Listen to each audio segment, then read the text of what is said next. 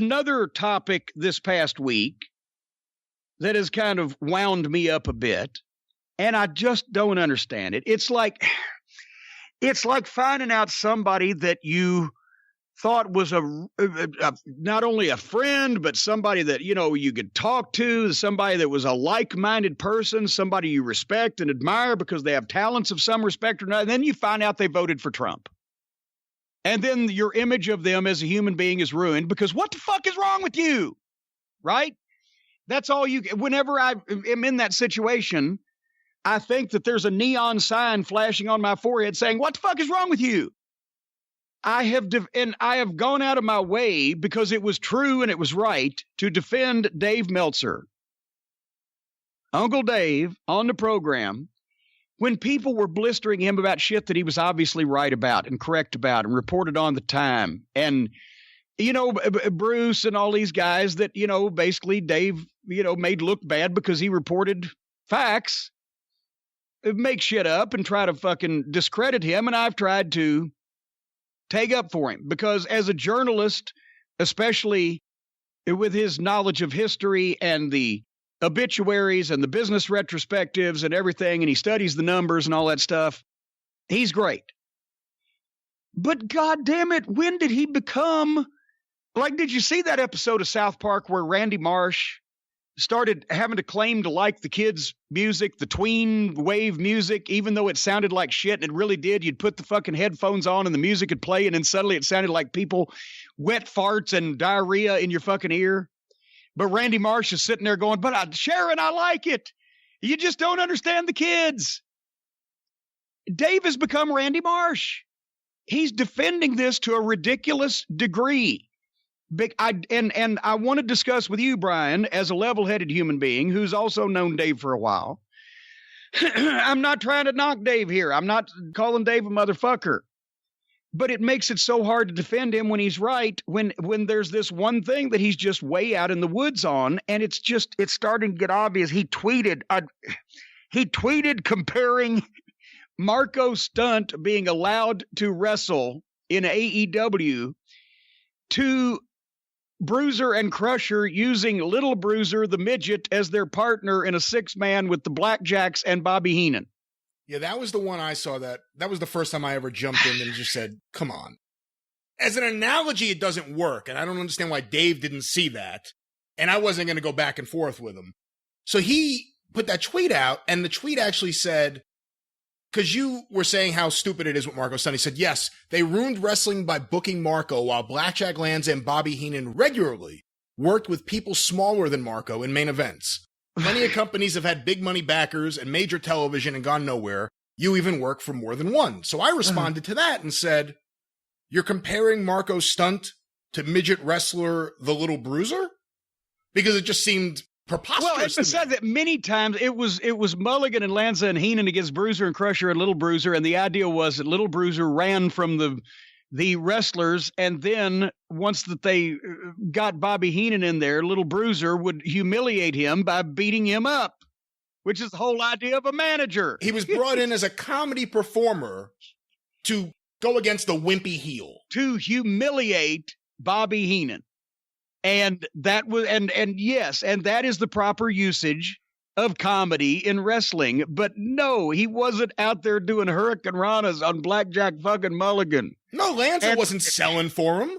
And regularly was a main event in Indianapolis that lives on tape because it's on Wrestling Gold. And you can see it. As a matter of fact, spend $9 at JimCornette.com and see the match that Dave was talking about. Actually, you guys do commentary on it. Yes, me and Dave do commentary on it. I forgot about that.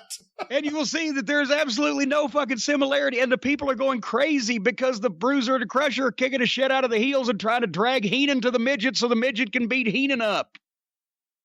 And the cops are trying to hold him back. There's more heat for that if you do it right.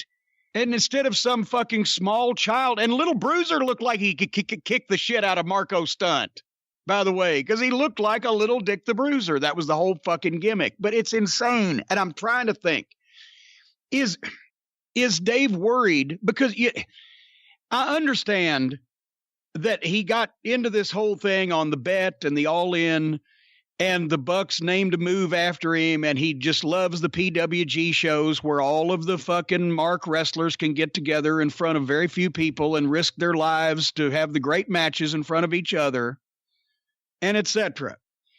But so they're all personal friends.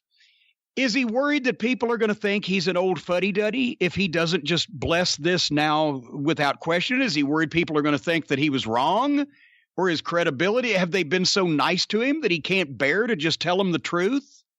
Is he so fixated on the business end of it? Because yes, they've proven that there are people that are going to fucking pay to see whatever the fucking silliness this shit is. Whether it be, I'm not just talking about All Elite Wrestling, but we had him here on the show a while back, and he wouldn't just eviscerate fucking Dick Boy for the dick flip. He's, well, for that audience, but it wouldn't work on TV. Well, for any audience, it's fucking stupid and disrespectful to the wrestling business. The Ultimate Warrior worked for his audience. You ever see how he was covered in The Observer? Yes, and Dave hated him because he was the shits. Because his promos were the shits. No, he was perfect and his for work that was audience. The shits. He was perfect for that audience. He was perfect for that audience, but as a wrestler, he was the shits. And Dave reported that. And now, whether he's perfect for this audience or not, he needs to have the same standards he did for the Anabolic Warrior or the poor junk food dog, who at least at one time was an awesome performer. Have the same standards and say, no, they've gone too far. I love these guys. I want them to succeed. But you can't have the legless man, the bearded lady, and JoJo the dog-faced boy on national television straight out of the goddamn playground. And here they are on Broadway. Is he worried that people will unsubscribe or think he's an old fuddy-duddy? Is he worried that his friends will get mad and excommunicate him and not let him come hang out? And Dave, I'm not trying to be hard on you, but the thing that pissed me off the most was that 3 people have said on his audio shows, 3 people have emailed me to say that on Dave's audio shows, which obviously I don't listen to because I don't listen to anybody else's. Why would I listen to his? I don't listen to mine. He said, well, you know, Cornette's working the gimmick. I have told Dave Meltzer on probably at least 2 or 3 different occasions, please make sure to tell these fuckers when you see them, whether it's the invisible hand grenade guy or fucking whoever it is, because Kenny Olivier tries to deflect what I say about all of them with, well, that's just Jim trying to make money and work his gimmick and do it. If you think I need to make money off of knocking you, you fucking prissy prancy ass-faced clown, but they try to deflect that or weaponize the criticism by just making people think I'm doing a gimmick. Well, I don't have to, as everybody knows by now. When a couple of years ago, when I just decided to be myself and start telling the truth, I've been more successful ever since then than I ever have in my life. I can have an opinion. I have respect for wrestling. I have respect for the wrestling business and the links that you used to have to go to get in it and what it is supposed to be and how it's supposed to be treated. And I don't have any respect for these people that shit on it. And I don't know why Dave does either, because he's been a fan all this time. He's talking about the business numbers. As we've said, a bunch of people will pay to see that shit, apparently. It doesn't make it good fucking wrestling. A bunch of people paid to see the Anabolic Warrior, but he was still the worst pushed wrestler in a major company in the history of history. And he reported that, so he needs to report now. They're going too far, putting their high school friends and their fucking kids on the program. Is he so fixated on this new audience, making a new audience for his newsletter of these video game cosplay fans, that he cares more about AEW's individual business than the wrestling business as a whole? Because every time people see that shit on national television, or every time people go to these indie shows where they're pulling all these clowns from, these My Little Dog Pockets and the invisible hand grenade guy, and they think that's what wrestling is supposed to be. I don't want to see any more of that. That's fucking stupid. Is that good for the wrestling business as a whole? Or just if it makes $1, even if it's insulting, stupid bullshit, it's okay. Apparently nobody has any pride anymore. I am not going to fucking be dickless enough to defend this shit when they do stupid shit. That's the problem. Too many people are defending it, enabling it, or going along with it. And the same people that are outraged that I have a problem with the 100-pound, 5-foot-tall wrestlers, the legless man, hand grenade, the dick flip, whatever the fuck, are also the butthurt pussies that think that my generation of fans were fucking idiots, and they're paying to see, literally, in some cases, people pull blow pops out of their trunks and stick them in other people's mouths. So there's today's fans, and I don't know why. Do you have any ideas on Mr. Meltzer? Well, I have a lot of respect for Dave, and I do too. That's why I can't figure this out. I've been reading The Observer since I was 13. When I was a teenager, I got every single back issue, so I've read every single issue of The Observer ever. I've read a lot of the stuff he wrote as a teenager, either in his own bulletin or in Ron Dobratz's bulletins. I've probably read 96% of every single word Dave Meltzer's ever written about wrestling. I think he genuinely likes this style of wrestling.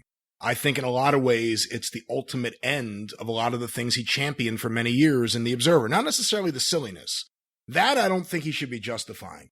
But just the nonstop flips and the nonstop super kicks. And I see it as a complete de-evolution in psychology. And I know he's defended that the psychology is different. And, you know, it's kind of like when you first see Lucha and you have to adapt to it. I don't see it with a lot of this stuff. It's just move, move, move, kick out, kick out, kick out. Everyone has endless power.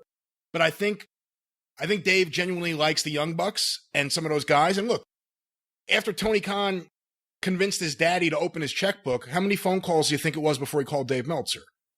You know, I think Dave's rooting for these guys.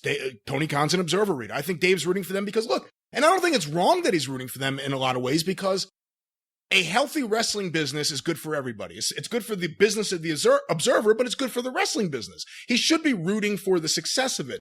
But I think what I see, my perception, is a blind defense at times. And I know he probably wouldn't agree with that, but it looks to me like a blind defense. And the thing that bothers me about the whole calling your thing a gimmick, and I assure everybody this is not a fucking gimmick, is that Dave's... Boy, in that case, I should have already won 6 Oscars, shouldn't I, in Hollywood somewhere? But the thing is, Dave's working a gimmick on Twitter. And he's basically admitted that his behavior on Twitter was something that someone convinced him to do to drive numbers up. And I've heard from a lot of Dave's friends. We have a lot of mutual friends. Friends of his from the 80s, friends of his to this day. And they all go, what the fuck's wrong with him on Twitter? Why does he behave like this? He's destroying his legacy. Well, see, now you're killing something for me because I was convinced that he just got his point like I did a while back where he just doesn't give a fuck and he's just telling people that are fucking with him what he thinks of them. No, it's a business strategy. And again, I'm not saying that's wrong. Not be just genuine. I just want everybody to be genuine. I just like fucking with people that say stupid shit to me. But I think he genuinely likes Kenny Omega and the Young Bucks to the degree that he puts them over. I think that's legitimate. I don't think that's him trying to fit in or him trying to... I think, like I said, read The Observer. Go back and read every Observer since the 1980s. Okay, so you like... jazz hands, you like Harpo, you like fucking, whatever, the video game wrestling. How does this, it's all the way down to the Marco stunts and the fucking legless people and the fucking dick spots and all this other stuff. But that's the other thing. They've capped themselves. They are niche and at best super niche, and that's it. If you cap yourself, and you make it so that it's not going to be widely accessible beyond the people that are susceptible to it, that's a problem. And that's the big issue. If you want to tell me you can use Kenny Omega and the Young Bucks in a way on that show to benefit the company, I believe it. If you want to tell me Marco Stunt and all these freak show acts in the fucking battle royals and all the fucking stupid shit in the librarians, you want to tell me that's good because it gets over to that crowd? No. Because it gets over to that crowd, but it prevents a bigger crowd from ever accepting it. I am a 39-year-old wrestling fan. If you want to tell me I'm out of touch, I will gladly accept it. I'm a 39-year-old wrestling fan. I desperately want a modern product to like. I've given AEW multiple chances. I talk about how much I don't like certain things, and people will say, well, you don't like it, you shit on everything. No. I have to also talk about what I like. Some people don't hear that. Yeah, well, we for a month now, we've been saying, oh, part of this show was good and part of it was bad. And boy, that was something on AEW was the best thing of the night or whatever the fuck, but they don't listen to that anyway because they're not that fucking bright to begin with. NXT doesn't have anything that makes me want to turn the channel. Like sometimes I'll say, you know what? I have to go to the bathroom. Or I want to get something to eat. Like, this is the match I can get away. AEW has shit where I'll say, let's see what's happening on CNN right now. Let's see what's happening on the other channel right now. Let's see. You know, God forbid when baseball season starts, I won't have any interest. But that's the issue. For every good moment, and we'll talk about it with the review, I thought AEW started out real strong. And I thought it became a major drag for me as the show went on from there. And that's the issue. Well, but here's the thing. What's the first rule of the Hippocratic Oath? At first, do no harm. Why do they insist on every program putting some stupid indie fucking goof out there that the audience in the building raves for because they know what's going on, and the television audience not only doesn't know what's going on, but goes, this is fucking stupid, or why is this happening, or what the fuck kind of joke is this? And it's the same thing. People have said, well, your NWA show ain't so good. You know, some of those guys don't have good bodies. And some of them guys did this and that. And here's the problem. You're still not addressing the root of the issue. Nobody on the NWA program is winking and nodding and laughing and silly and play acting at being wrestling. They are doing wrestling. They are pro wrestlers doing a pro wrestling show, not cosplayers doing a fucking clown skit. I've never said that anything that I'm ever involved in has to be all WrestleMania main events with the greatest wrestlers in the world, but they all have to be serious. Before I took the fucking MLW spot, fill in for Shivani, and I don't know what the fuck's going on with that now either. But anyway, who knows? I don't fucking know. I'm out. They treated me wonderfully. I had fun, and I got to work with MJF and Hammerstone and Selena De La Renta and some of those guys. Fucking Joseph Fatu. I don't want to leave anybody. The Von Erich boys, great kids.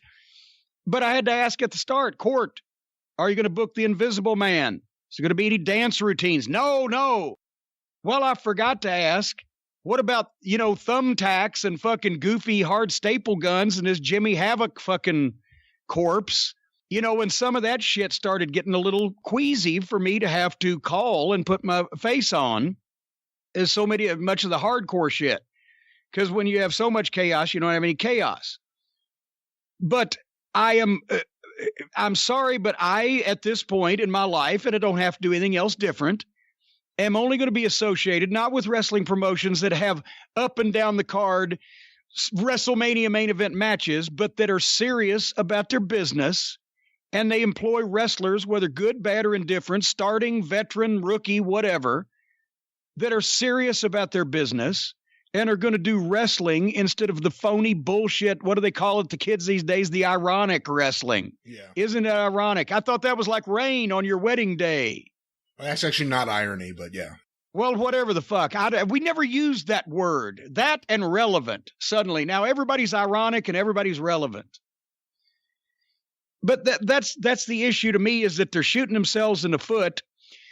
And for God's sake, do you think me, as a wrestling fan for 47 years and a professional in the business for the past 37, would I not want I've started several wrestling promotions to compete with Vince McMahon, or enabled a couple of promotions to be in existence to compete with Vince McMahon. You think I wouldn't want to fucking do it again?